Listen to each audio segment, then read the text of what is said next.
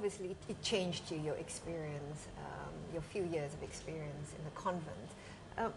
What then happened to your desire to know God? And I mean, did it actually put you off religion? Yes, it did. For about 13 years, I wanted nothing to do with religion ever again.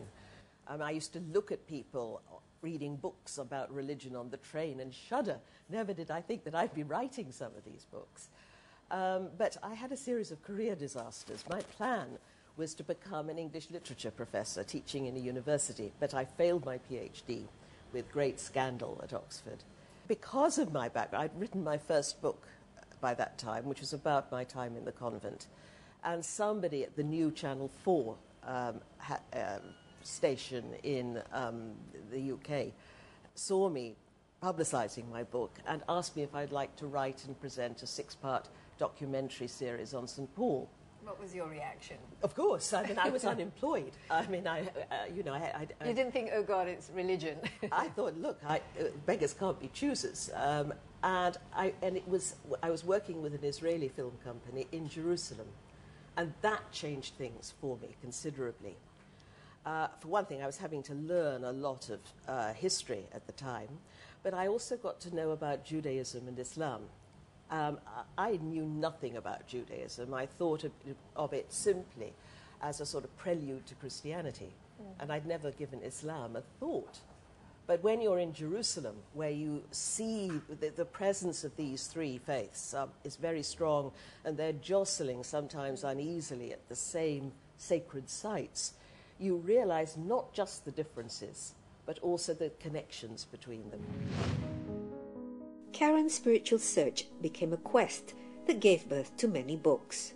Her first book, Through the Narrow Gate, published in 1982, wrote about her experience as a nun and her disappointment in the religion that was taught to her.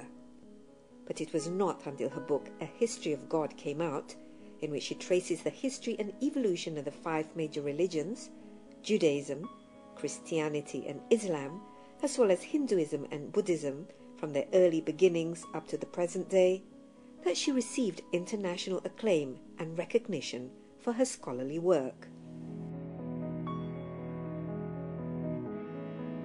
But then why did you write History of God? Well, it was after the television career collapsed, and I was walking up the street, my long and gloomy street, thinking, I've spent 3 years doing work on the Crusades, which is a really quite depressing subject because there's all this hatred and violence and rage.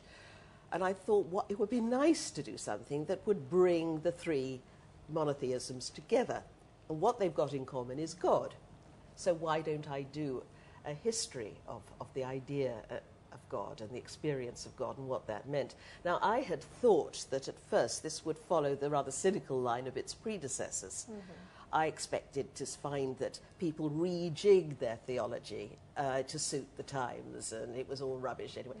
But because I was looking at and reading these texts in an entirely different way, an entirely different kind of book emerged from the one I had expected. And everybody told me not to write it. Yes, especially with the title A History of God. I know. I mean, and people... Not only does it sound ambitious, but it's, quite, controversial in a way that... Yes, and people my friends thought I was mad because England is a very unreligious country, and they would say to me, oh, hello, Karen, how's God? As though he was an acquaintance or something. Publishers didn't want it because they said no one will want to read this. The religious people won't want to see that you've taken other faiths as seriously as their own, and unreligious people won't want to read it at all. But anyway, I persevered because I was getting so much out of it. And what I discovered, I suppose the real breakthrough for me, was that all the great Jewish, Christian and Muslim theologians insisted that what we say about God can never measure up to the indescribable reality itself. And if to put it in one way, the biblical God is a kind of starter kit.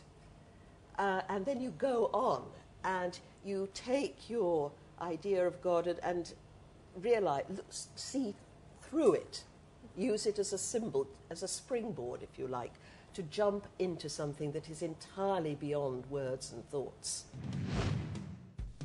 Karen Armstrong's concern for ongoing religious intolerance and conflicts happening in many parts of the world is reflected in her writings, as well as her public speeches and lectures across the world. She believes that one of the chief tasks of our generation is to build a global society where people of all persuasions can live together in peace and mutual respect. That every faith, traditions or religion should be making a major contribution to this effect by applying its own version of the Golden Rule globally.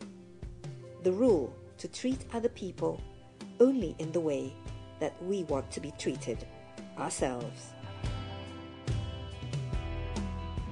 So you write an extra chapter of the role of religion, or how religion has evolved into the 21st century.